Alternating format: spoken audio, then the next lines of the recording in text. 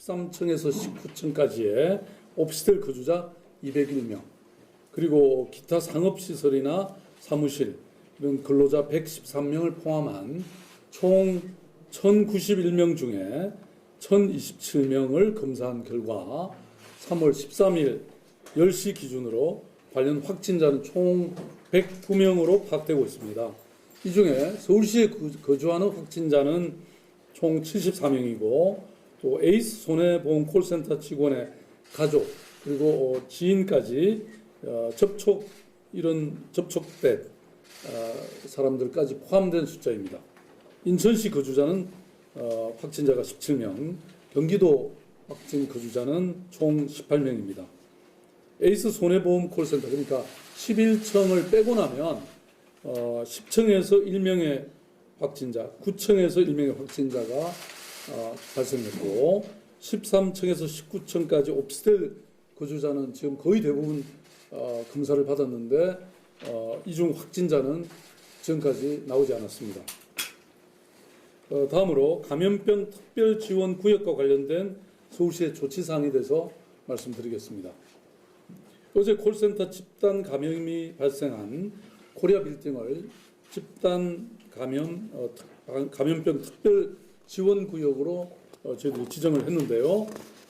그래서 인적 물적 투입을 통해서 그야말로 이 추가 확산을 막는데 총력을 다하겠다 이렇게 어제 말씀드렸습니다. 이에 구로 콜센터가 있는 코리아 빌딩을 감염병 특별지원구역으로 지정한 직후부터 즉각 대응반 상황실의 지휘 체계를 감염병 특별지원구역 통제관인 행정 1부시장 산하로 격상했습니다. 현재 코리아 빌딩 근무자들과 주민들에 대한 조사는 거의 완료됐고 확진자는 11층에 집중되어 있는 것으로 확인되고 있습니다. 동선 조사도 대부분 완료돼서 접촉자를 확인 중입니다. 일단 큰 불은 잡아가고 있는 것으로 판단하고 있습니다. 그러나 방심할 수가 없습니다. 서울시는 이번 콜센터 집단 감염 상황을 엄중하게 인식하고 각별한 경계심을 갖고 있습니다. 이미 콜센터 확진자가 다녀간 부천교에서 4명의 확진자가 발생한 것처럼 다른 지역으로 불똥이 튈 가능성이 대단히 높습니다. 그렇기 때문에 가능한 빠르게 대응해야만 조기에 진화해서 확산을 최대한 저지할 수 있다고 판단하고 있습니다. 또한 꺼진 불도 다시 보자 이런 원칙으로 음성 판정을 받은 경우에도 동선을 추적해서 미처 챙기지 못한 곳에서 감염이 발생하지 않도록 엄밀히 살펴보고 있습니다. 아울러 자가격리자나 능동 감시자에 대해서도 상시 모니터링 체계를 유지하고 있고 음성이 나오더라도 능동 감시는 계속한다. 이런 원칙 하에 지속적인 감시 체계를 유지하고 더 이상의 지역사회 감염이 일어나지 않도록 확산 방지에 총력을 기울이고 있습니다. 문제는 코리아 빌딩에서 상주하던 인원이 아닌 이 해당 건물을 방문했던 사람들에 대한 조사입니다. 지금까지 확진자들의 역학조사 결과 첫 증상 발현일은 2월 22일인 것으로 파악되고 있습니다. 따라서 확산을 막기 위해서는 그 하루 전인 2월 21일부터 3월 11일까지 해당 건물을 방문했던 모든 사람들을 신속하게 파악하는 것입니다. 따라서 어제 3개 통신사에 2월 21일부터 3월 11일까지 코리아 빌딩의 인근 기지국의 통신 접속 기록을 요청했고 질병관리본부와 서울지방경찰청에서 협조해 주셨습니다. 협조에 대단히 감사를 드리고요. 하지만 통신사의 해당 데이터가 워낙 방대한 양이기는 하지만 해당 자료가 확보되는 순서대로 또 방문자 이 연락처가 확인되는 즉시로 문자 발송을 통해서 연락을 취해서 증상이 있는 경우에는 선별진료소를 방문하도록 권유하고 또 증상이 없는 경우라 하더라도 능동감시를 하도록 권고할 생각입니다. 또 하나 중요한 것은 시민 여러분의 적극적인 협조입니다. 2월 21일부터 3월 11일 사이에 구로구 코리아 빌딩을 방문하신 분은 120이나 1339에 연락해 주시길 바랍니다. 물론 의심 증상이 있을 경우에는 곧바로 선별진료소를 방문해서 검사를 받으시기 바랍니다. 서울시는 잠시 멈춤 캠페인을 통해서 자발적인 사회적 거리두기를 유도해왔지만 콜센터라든지 노래방 이런 이른바 고위험 사업장에 대해서는 계속 확진자가 나오고 있기 때문에 보다 강력한 대책이 필요하다고 판단하고 있습니다. 먼저 콜센터 긴급 종합 대책에 대해서 말씀드리겠습니다. 서울시에서 운영하는 120 다산 콜센터의 경우에 전시설 방역이나 소독, 또 선제적 예방 조치를 시행하고 있고 출입자 통제 관리, 자녀 돌봄 휴가 권장, 재택근무 시스템 도입 등 방역 조치를 크게 강화했습니다. 현재 서울시 관내에 417군데의 콜센터가 운영 중이고 여기에 대해서는 정확한 실태 파악과 지도 점검을 위해서 3월 11일부터 긴급 현장 점검을 실시하고 있습니다. 어제까지 전체 84%인 351개에 대해서 점검을 완료했고 나머지도 오늘까지 완료하겠습니다.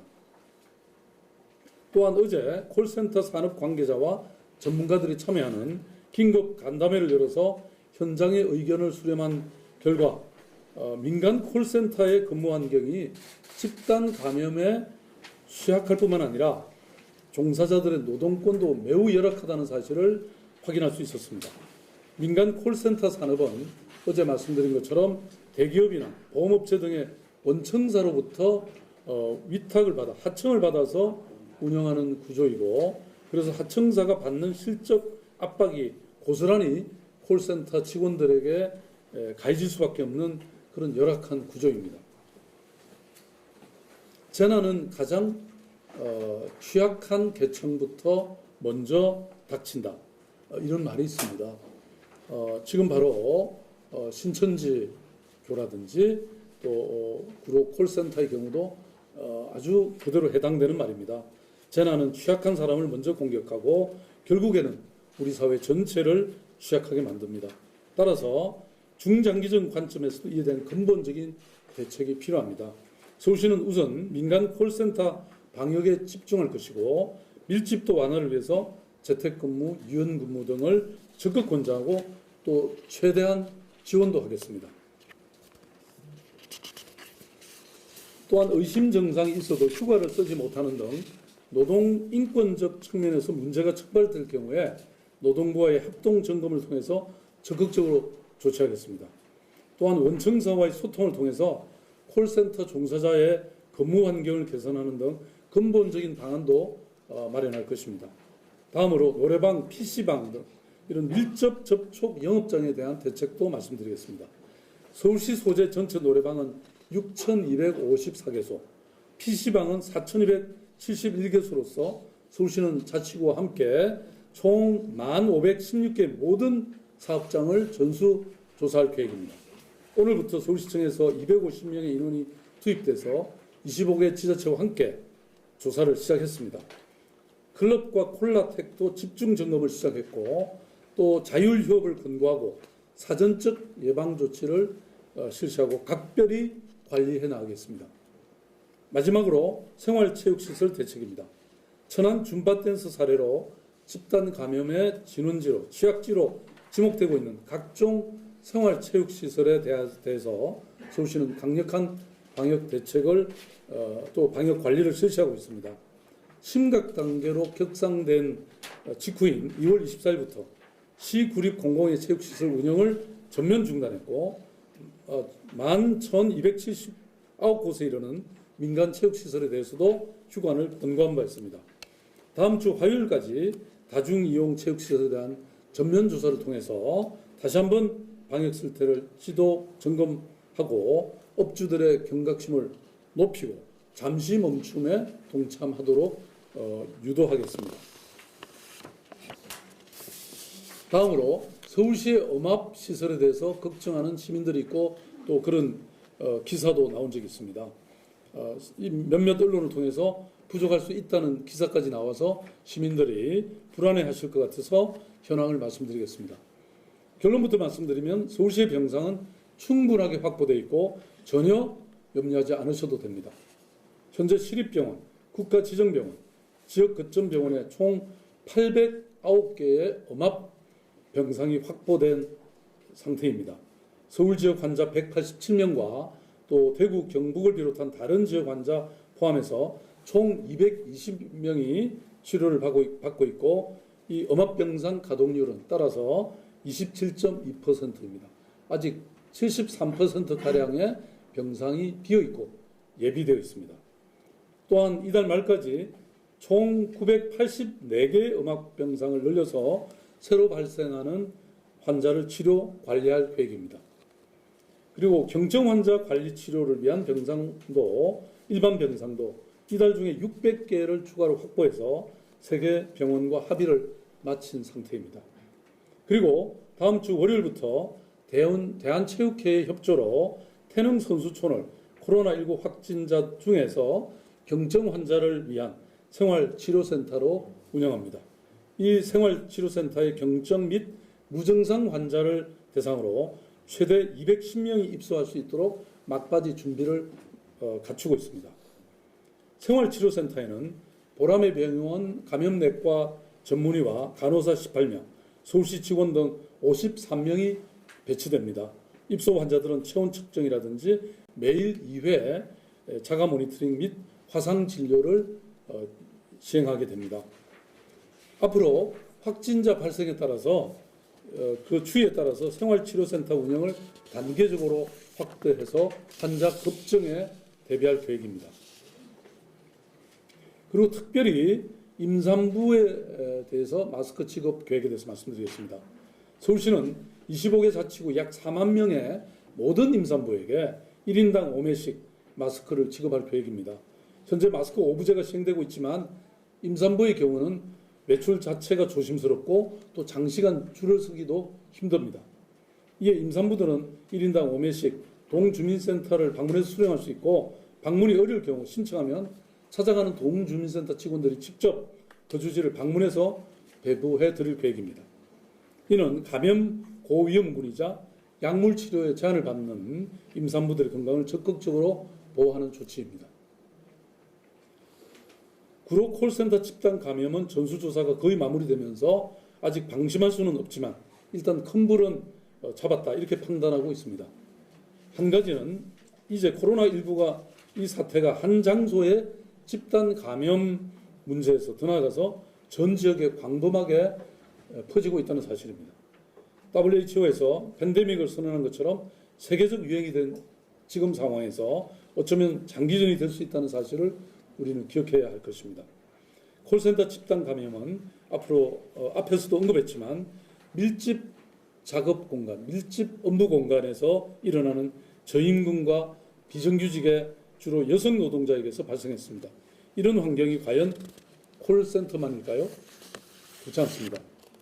신용정보사, 영세 방송 영상 편집, 디자인 외주업체 이런 밀집 작업 노동자들과 청소 또 대규모 구내식당 조리배식 이런 밀접 휴게 공간을 사용하는 노동자들의 작업 환경과 안전에 눈을 돌려야 합니다.